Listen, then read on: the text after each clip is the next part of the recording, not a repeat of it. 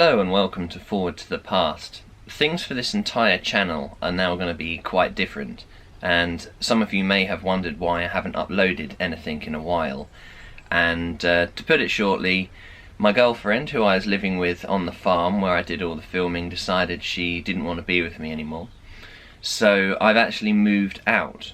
So I had a lot of plans for this channel. I had a lot of things lined up that I was going to film, various different cars and interesting things.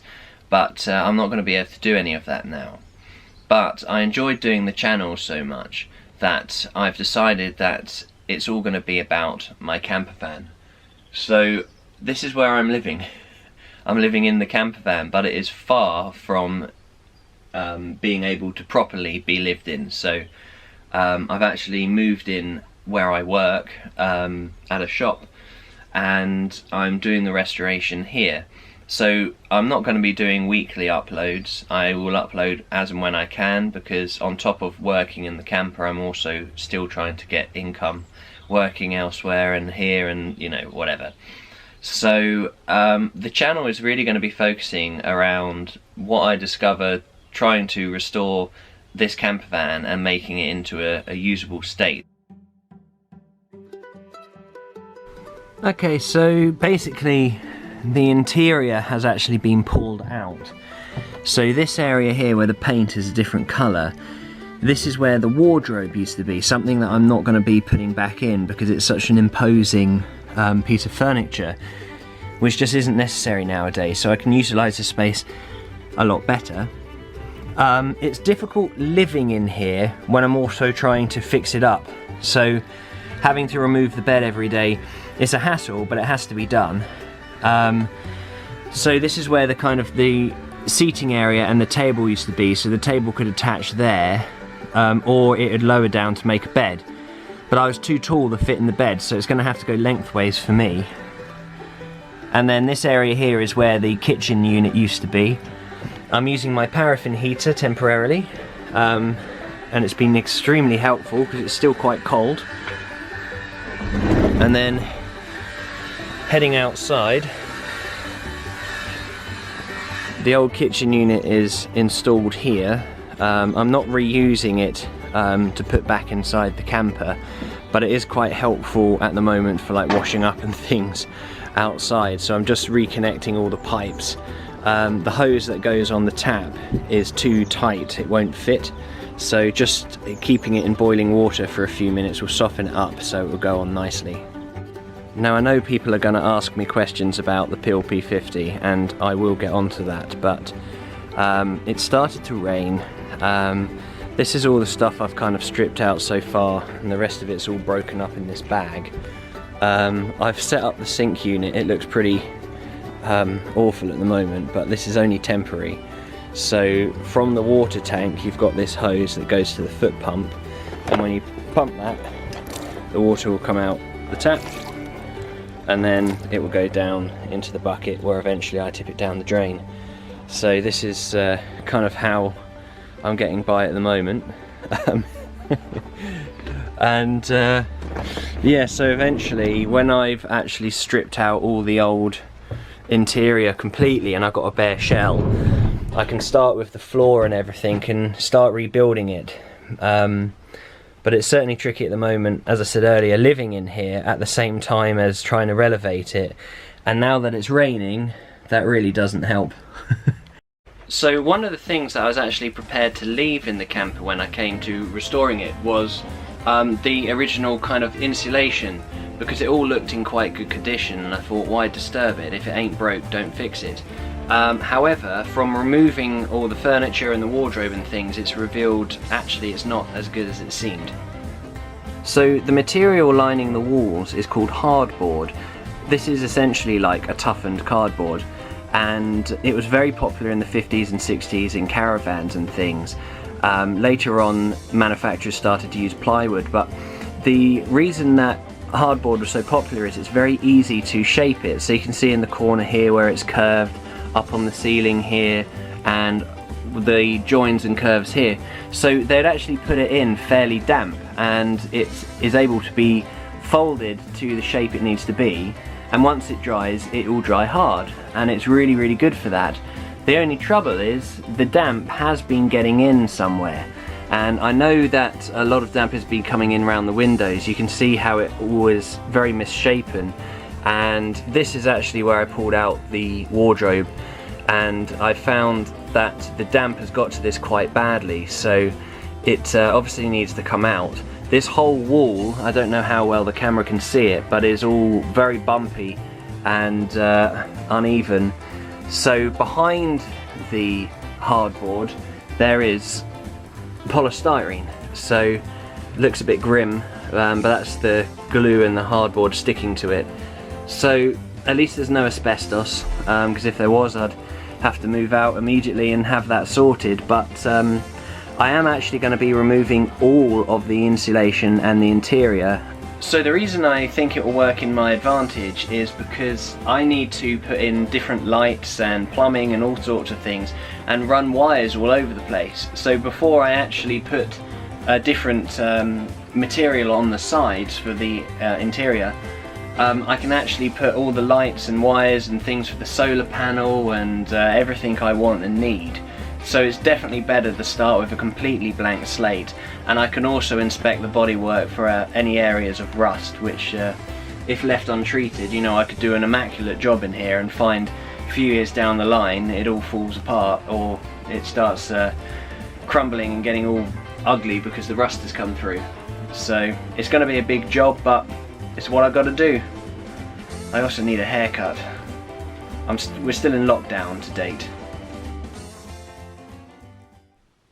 Okay, so it's night time. Got the bed all set up. Got my laptop. I can actually get the Wi-Fi here, which is nice. The light is powered from the van's battery, which is on an intelligent charger, so it keeps it topped up. It's nice and warm in here thanks to the paraffin heater, which is fully aglow at the moment. Although I do have access to a proper plumbed in toilet inside the house, I do have my kind of somewhat crude setup out here, so I'm just getting ready to do the hot water bottle and everything, and then tomorrow I can carry on work. If I need to commute anywhere, I can always go in the Pil P50, as it costs next to nothing to run. So bit of a strange living situation at the moment, but like with everything, I'm embracing it and taking it in my stride. Well, good morning. It was pretty cold last night. There was a very thick frost, and the sink outside was pretty frozen, so that was interesting. But today I've started ripping out the old walls and seeing what it looks like underneath, so I'll show you that now. This is what I've done so far. Looks pretty drastic. So that's polystyrene underneath there, and there is a colossal amount of damp, and the hardboard has kind of been wearing away and making this kind of pattern here. At least I hope that's what it is and it's not some kind of crazy insects making weird nests in here. You can see the bottom of the wooden window frame there, and that is absolutely soaking wet. It is very, very damp. Everything is very, very damp here, so I really need to find where the water's getting in. But once all the hardboard is off, I'm going to be taking everything out, the old polystyrene, and the wooden struts can come out because they were there to hold the shelves up inside the wardrobe, which isn't going back in. And then you've just got the original metal frame, which will be like that all around the whole van, and that can be stripped back and treated for the rust and repainted, ready for the restoration. Well, I've discovered silverfish. I haven't seen these little guys since I lived in halls at university in a building from the 1960s that was very damp. So that's annoying. One of the things that I have removed from its fitting up here is this old gas light. So I'll probably actually reuse this. I'd like to. I know it looks a bit rough at the moment, but I'm sure it could be tidied up, new mantle and everything, because I want to retain the old-fashioned feel to the camper as well as incorporating some modern alternatives as well. But I thought, because this was part of its history and stuff, it's quite nice. It kind of looks like the Starship Enterprise. So this is the progress of today. I have to come to a stop now because I've got to start my shift at work.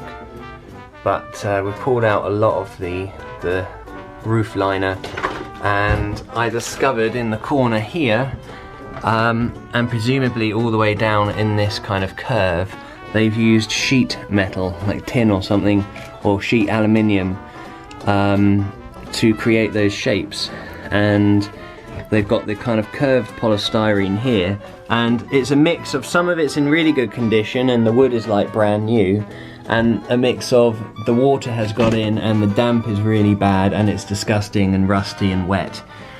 And when I took the polystyrene off of these walls, all of this was soaking wet. Every single inch of it was just covered in moisture, which would explain why the metal is in such a poor way. But I think all things considering, it could be a lot worse. I also discovered down here, this is above the suspension, and it looks as if this piece of metal has been bent and it's burst its way through the wood, because if I look through there I can actually see the tyre. So that needs to be rectified. And on the other side, when I've taken this wood panelling up, I'll see if it's got the same kind of damage. So looks like a complete mess at the moment, but I think if we're going to do this properly, I need to start with a blank slate. Okay, so where I was inspecting the hole there, I've just started taking up the bit of wood that was over here on the opposite side to find that it has the exact same issue. So really I'm leading to believe that this was deliberately cut like this, suggesting that this is not the original floor. It's just because the cut is not exactly clean, it almost looks like it's torn. It's difficult to say if that was deliberate. So here there is this somewhat irritating height difference between the two sections. I can't really do anything about that because where the rear wheels are, the chassis does go up by about 2 inches here. So I'll have to see, maybe I can replace this floor with something just as strong that isn't actually as thick and work around those areas. One of the troubles with this camper, which I'm just going to have to kind of live with, is I am too tall for it. So the thing is, this is on the lower part of the floor and I have to lean over like this. But if I step up onto this section here, I have to really bend over. So my mum, who's been helping me with this, she can stand up on this bit quite happily and not even have to crouch. So I'm obviously too tall, and I don't really think there's much I can do about that. So lowering the floor I don't think is going to be an option until I take up the floorboards. I'll have to see, but judging by the metal frame and the chassis and everything, I doubt that's an option. The other obvious thing is actually making the ceiling higher up, but I'm working on an extremely limited budget, so I might have to have a look into some quotes, because it would be nice to be able to stand up in here. Okay, so it's about 8 o'clock in the evening now. I've just finished my shift in the shop, so although it doesn't feel like I'm really making any progress with the camper when I have to work, the fact is I do have to work to be able to fund this project, and I'm very grateful for the work as well, particularly during this pandemic. Tonight it is curry night. My parents, who live not too far from here, have bought me a takeaway, which is nice, so I'm going to have that and then probably just chill and watch some things on YouTube. And I'm not sleeping in here tonight because there's just too much mess going on, so I'm going to be sleeping in the tent, and it will go below freezing tonight, so we'll see how that goes. Sometimes in life you just think to yourself, what on earth am I doing with my life? Here I am in a half, not even half finished camper, right at the very start, an old 50s truck, knowing that tonight I'm going to be sleeping in a tent in minus conditions, and the future I thought I was going to have was just taken from me with a few words. Basically, I don't want to be with you anymore. And it really gives you the chance to reflect, and I am fully embracing this van life idea that I've had for a long time. And it's not because I haven't got any other choice. There's plenty of choices and there's always options. But this is the one I've chosen. And I'm looking forward to what the future holds. And rather than thinking back and being sad and not thinking too far in the future, but actually living in the present, I think is something a lot of people could benefit from if they did it themselves. And despite my bizarre situation, you know, this happening during the middle of a pandemic, during a lockdown here in the UK, which is why I can't go and stay around my parents, for example.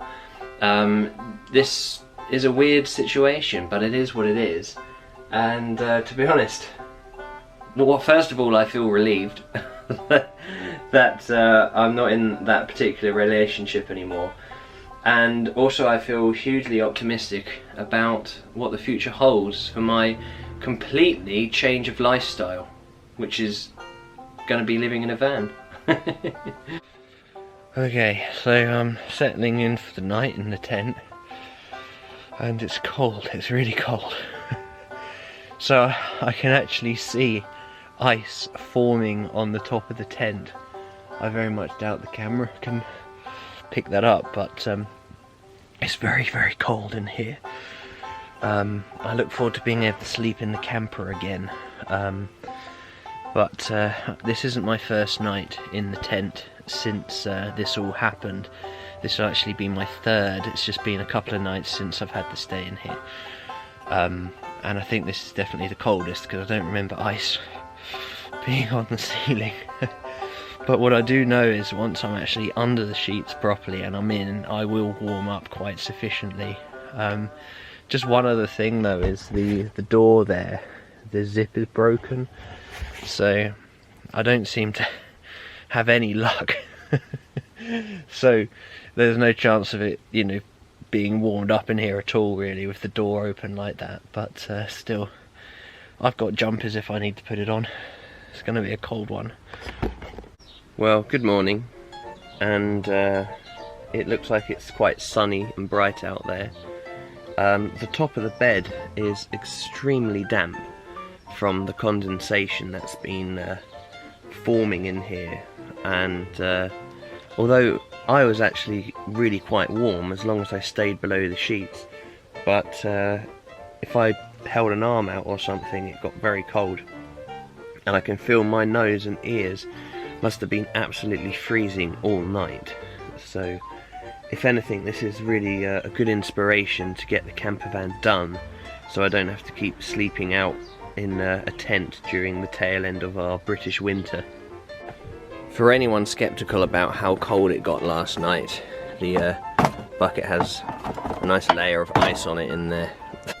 So I've just been pulling off this bit of the ceiling, and it's like something's been chewing up here, and there are these kind of like, there's a whole load of these empty like acorn shells.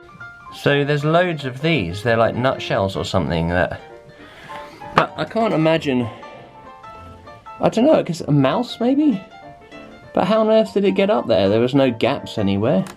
But it's obviously been chewed by something, and the presence of all the nutcases suggests something lived up here. Okay, so I found the absolute motherload of all these empty shells. Obviously something has been tunnelling in here in the past and probably lived a very long and successful life. No signs of any dead bodies, luckily. It's very lucky that actually this interior light here, that whatever it was never actually chewed through that wire. Okay, so the evidence continues. There's some more passages and just another plethora of these empty nutshells. So, this chewed up polystyrene is getting absolutely everywhere. And I've discovered the nests of whatever it was that used to live here. I don't think there's anything in there now. Let's just have a... Ah! Only kidding. I don't know. Oh, it's coming down. Oh, there it goes. Whoa. God, Henry Hoover's going to have his work cut out for him. Now, this is quite interesting. I can't see any evidence of anything being in here still. I imagine this nest was probably made when this camper was still in France.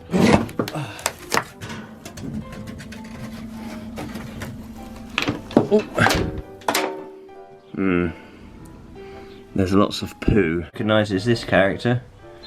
I imagine that this nest has been up there for a very, very long time. Ah, there you go, look.